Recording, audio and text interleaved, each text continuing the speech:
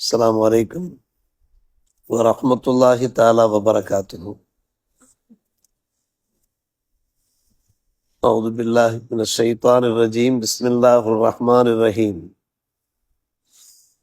ஹுவல்லதீ யுஸய்யிருக்கும் fill berry வல் பஹர் ஹத்தா இதா குன்தும் ஃபில் ஃபுல்க் வஜரைன பிஹிம் பிரீஹின் தய்யிபத்தின் வஃபரிஹூ பிஹா ஜாஅத்ஹா ரீஹுன் ஆசிஃபுன் வஜாஅஹுமுல் மௌஜு மின் குல்லி மகான் இலா ஆஹிரில் ஆயா. அமன்னா பில்லாஹ் ஸதகல்லாஹு மௌலானல் அலியுல் அதீம். அவன்தான் உங்களை நிலத்திலும் கடலிலும் பயணிக்க செய்கிறான். நீங்கள் கப்பலிலே ஆகிற போது மக்கள் அந்த கப்பலோடு இணக்கமான காற்றோடு பயணப்படுகிற போது, மகிழ்ச்சியில் ஆழ்ந்திருக்கிற போது திடீரென்று புயல் காற்று வந்து விடுகிறது. எல்லா பகுதிகளிலிருந்தும் அலைகள் அவர்களை நோக்கி மோதுகின்றன. போது அவர்கள் எண்ணுகிறார்கள், நாம் சூழப்பட்டு விட்டோம், சோதிக்கப்பட்டு விட்டோம் என்று எண்ணுகிறார்கள். எண்ணி அல்லாஹ்விடத்திலே பிரார்த்திக்கிறார்கள். தங்களுடைய மார்க்கத்தை பரிசுத்தப்படுத்தியவர்களாக, எங்கள் இறைவா அல்லாஹுவே, இந்த சோதனையிலிருந்து எங்களை நீ காப்பாற்றி விட்டால் நாங்கள் நன்றியுடையவர்களே இருப்போமே என்று அவர்கள் பிரார்த்திக்கிற போது, அல்லாஹ் அவர்களை அந்த புயல் காற்றிலிருந்து, கடல் ஆபத்திலிருந்து காப்பாற்றிய போது, அதற்கு பின்பு நிலத்திலே வந்ததற்கு பின்னாலே, பூமிக்கு வந்ததற்கு பின்னாலே அக்கிரமம் செய்ய ஆரம்பிக்கிறார்கள் முறை இல்லாமல். மக்களே மக்களே, நீங்கள் செய்கின்ற அக்கிரமம் இருக்கிறதே அது உங்களுக்கு எதிரானதாக இருக்கிறது. இந்த உலகம் இருக்கிறதே அது அற்ப சுகமாக இருக்கிறது. மத்தால் ஹயாத்தி துன்யா. பின்பு நம் பக்கமே மீளும் இடம் இருக்கிறது. நீங்கள் என்னவெல்லாம் உலகத்திலே செய்தீர்களோ எல்லாவற்றையும் அல்லாஹ் உங்களுக்கு அறிவித்து கொடுப்பான் என்று அல்லாஹ் ரப்புல் ஆலமீன் சூரா யூனுஸிலே 22ஆம் ஆயத்திலிருந்து ஒரு முக்கியமான செய்தியை நமக்கு பதிவு செய்கிறார்.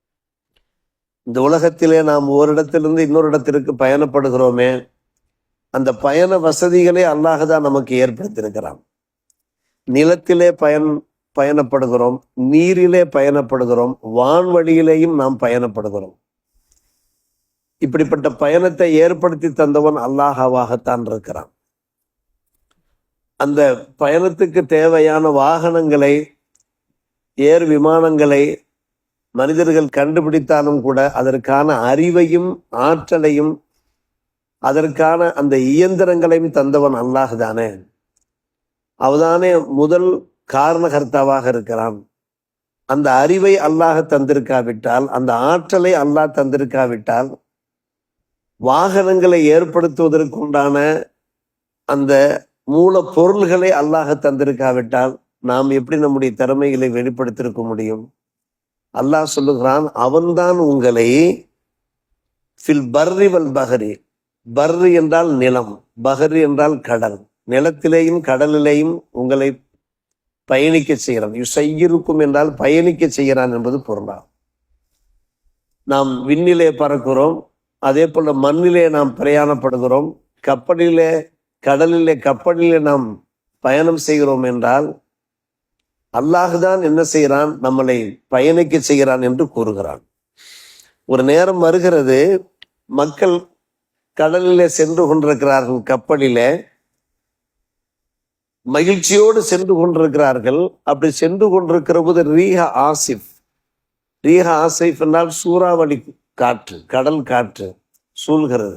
அதன் காரணமாக கப்பல் தள்ளாடுகிறது. நாலா பக்கம் இருந்து மின்குள்ளி மக்கான், அலைகள், பேரலைகள், அலைகள் என்றால் சாதாரணமான மலைகளை போன்ற அலைகள். அப்படித்தான் அல்லாஹ் சொல்லுகிறான். கப்பலை சூழ்ந்து கொள்கிற அந்த சந்தர்ப்பத்திலே இனி நாம் தப்பிக்க முடியாது, கடலிலே மூழ்கி சாவ வேண்டியதான் என்கிற அந்த நிலைமையில அல்லாஹ்விடத்திலே கரமேந்தி பிரார்த்திக்கிறார். தஅவுல்லாஹ் முஹ்லிஸீன லஹுத்தீன்.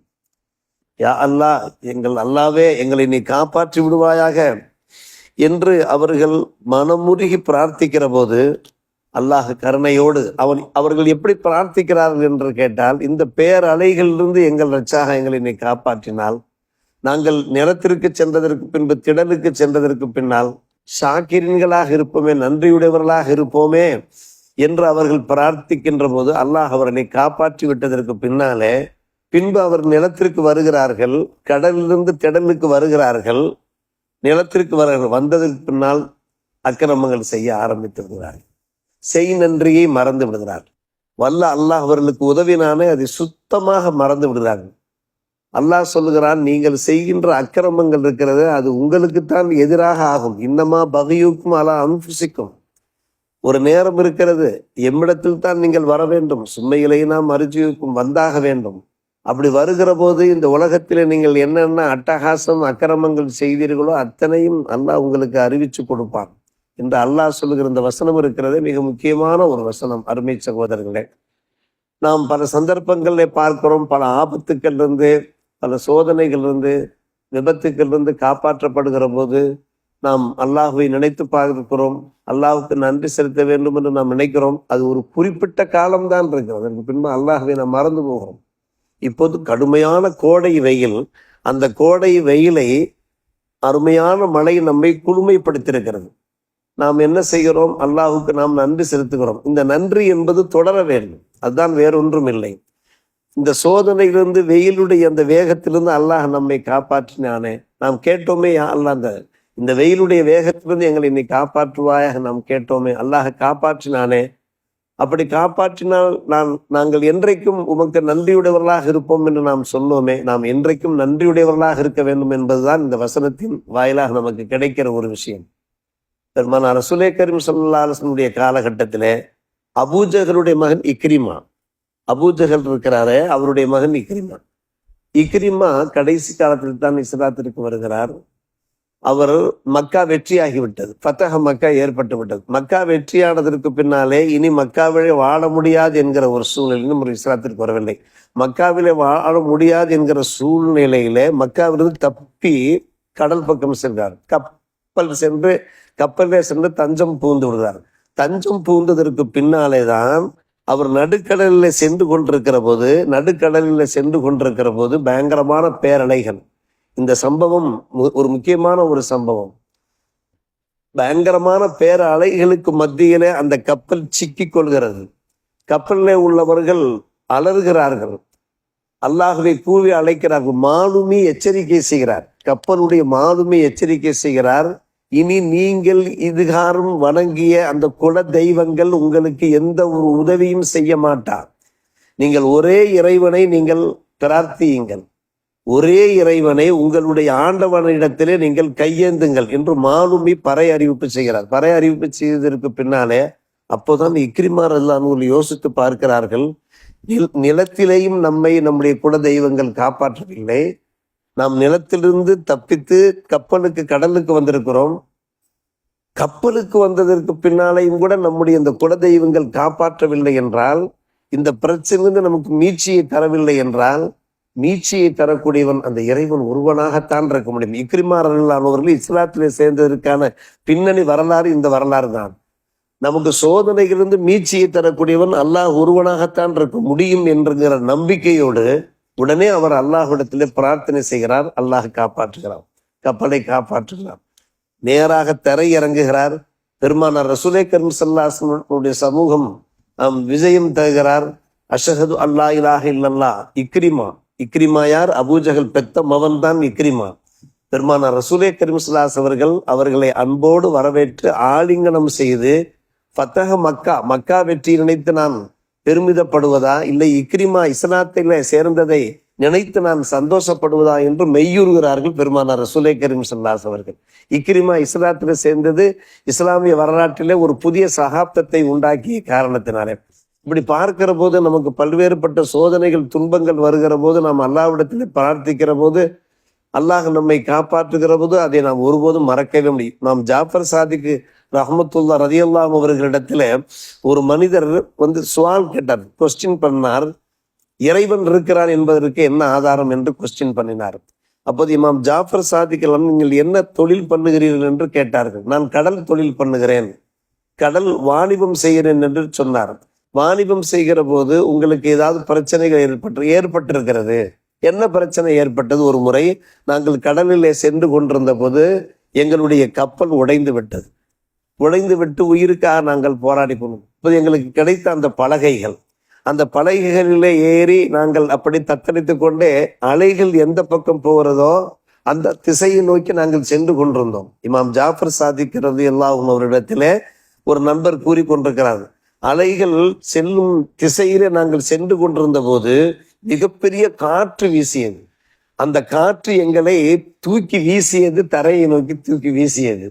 தரையை நோக்கி தூக்கி வீசியதன் பேர்ல நாங்கள் உயிர் பிழைத்து விட்டோம் என்று அந்த மனிதர் சொன்னார். அப்போது இமாம் ஜாஃபர் சாதிக் ரலியல்லாஹு அவர்கள் கேட்டார்கள், அந்த அலைகள் அடிக்கிற போது, உங்களுடைய கப்பல் உடைந்த போது, அந்த நேரத்திலே உங்களுடைய இயலாமை உங்களுக்கு தெரிந்ததா? உங்களிடத்தில் இருக்கக்கூடிய இயலாமை உங்களுக்கு தெரிந்ததா? ஒரு ஆதரவற்ற நிலை, ஒரு நிற்கதியான நிலை உங்களுக்கு தெரிந்தது? ஆம், தெரிந்தது. எங்கே நாம் பிழைக்க போகிறோம், நம்முடைய கதை முடிந்து விட்டது என்கின்ற முடிவிலே நாங்கள் இருந்தோம். அப்படியானால் உங்களை காப்பாற்றியது யார் என்று கேட்டார். இப்படிப்பட்ட ஒரு பேராபத்தான சூழ்நிலையிலிருந்து உங்களை காப்பாற்றியது யார்?